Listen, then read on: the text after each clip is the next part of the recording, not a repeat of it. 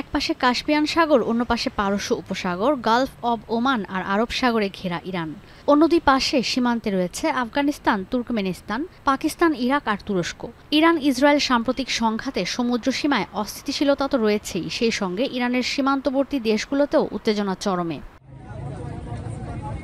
ইরানে ইসরায়েলের হামলায় তেহরান থেকে শত শত শিক্ষার্থী আর শিয়া মুসলিমদের পাঠানো হচ্ছে সীমান্তবর্তী বেলুচিস্তানের রাজধানী কোয়েটায়। কোয়েটা কর্তৃপক্ষ বলছে ৫ শতাধিক শিয়া মুসলিম ও ২ শতাধিক শিক্ষার্থীকে কোয়েটায় পাঠানো হয়েছে। এরপর তাদের নিরাপদে তাফতান সীমান্ত দিয়ে পাকিস্তানে পাঠানোর ব্যবস্থা করা হচ্ছে। পাকিস্তানি শিক্ষার্থীরা দিয়েছেন ইরানে ইসরায়েলি হামলার রোমহর্ষক বর্ণনা।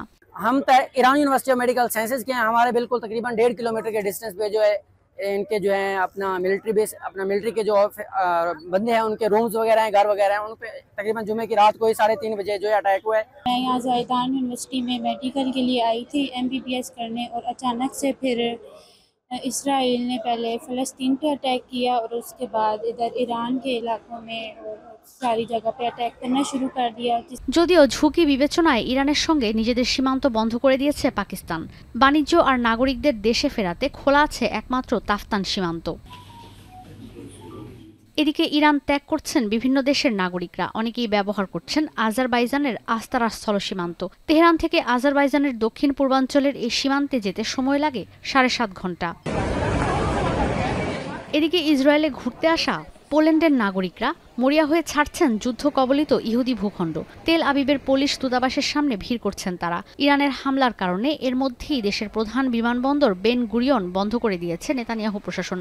বন্ধ রয়েছে আকাশসীমাও, যে কারণে পর্যটকদের বন্দর শহর ইলাতে নিয়ে যাওয়া হচ্ছে। সেখান থেকে পাঠানো হবে মিশরের শার্ম আল শাইখে। সেখান থেকে তারা ফিরবেন নিজ দেশে। এদিকে হজ করতে সৌদি আরব গিয়ে আর দেশে ফিরতে পারছেন না ইরানের নাগরিকরা। যুদ্ধের কারণে সৌদি আরব থেকে ইরানগামী ফ্লাইট চলাচল বন্ধ থাকায় তারা আটকা পড়েছেন মরুর দেশেই। হাজার হাজার মানুষ দেশের উদ্দেশ্যে রওনা হয়েছেন, স্থলপথেই ইরাক হয়ে যাবেন ইরানে।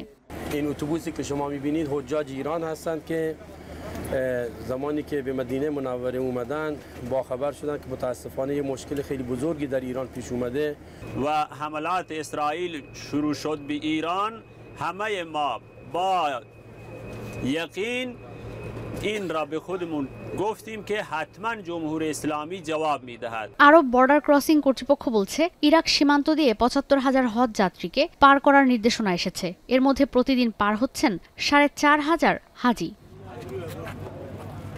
ঈশিতা ব্রহ্ম, এখন বিশ্ব। শিয়া বাটার ও ভিটামিন ই সমৃদ্ধ লিলি হালাল বিউটি সোপ, তারুণ্যময় উজ্জ্বল ত্বকের জন্য।